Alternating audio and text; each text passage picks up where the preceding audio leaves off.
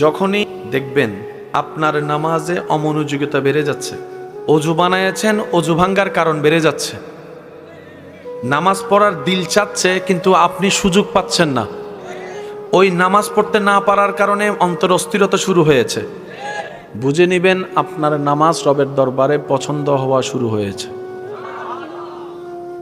শয়তান তখনই হামলা করে যখনই বান্দা রবের প্রিয় হওয়া শুরু করে। শয়তান আবু জাহেলকে ডিস্টার্ব করেই নাই, শয়তান ফেরাউনরে ডিস্টার্ব করেই নাই। শয়তানে বলে ফেরাউন এটা আমার চাইতে বড় শয়তান। আমি ডিস্টার্ব করব কাদেরকে? যারা রবের দিকে যেতে চায়। সুবহানাল্লাহ। আমি ডিস্টার্ব করব, শয়তান ডিস্টার্ব করব আমি তাদেরকে যারা রবের নূর নিতে চায়। সেজন্য ইবাদতের মধ্যে যখনই দেখবেন বাঁধার শিকার হচ্ছেন, দিলের মধ্যে মুচকি হাসি বলবেন লাইন ঠিক আছে। আর একটু জোরে বলেন। এবার বুঝতে পেরেছেন যারা হালাল টাকা কামায় তারা কেন কষ্টে থাকে, যারা দুই নাম্বারই করে তারা কেন ভালো থাকে? একটা অঙ্ক মিলান না, অঙ্ক মিলে বলেন না, ঠিক কিনা? যারা হালাল ইনকাম করে তাদের ঘরে অসুস্থতা বেশি, আর যারা হারাম ইনকাম করে কোনো কিচ্ছুই ধরে না। আছে না নাই? মনে রাখবেন এটা দুনিয়া, এটা জান্নাত নয়। মানুষের জন্য দুনিয়া সর্বশ্রেষ্ঠ, মুসলমান ইমানদারদের জন্য আখিরাতেই হচ্ছে সবচাইতে দামি এবং সর্বশ্রেষ্ঠ।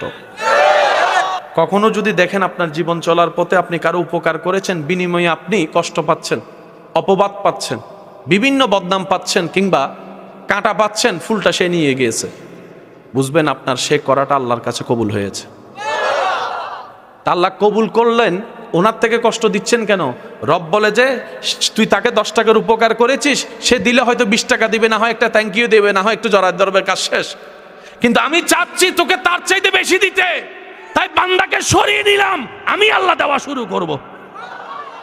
হাসরের ময়দানে রব্বুল আলামিন দুনিয়াতে যাদের দোয়া কবুল হয়নি কিন্তু ধৈর্য ধরেছেন রবের উপর সন্তুষ্টির সাথে, হাসরে তাদেরকে আল্লাহ এমন নিয়ামত দিবেন, যাদের দোয়া কবুল করেছেন তারা দেখে দেখে বলবে, ফেরেশতাদেরকে জিজ্ঞেস করবে ভাই ওনারা কারা?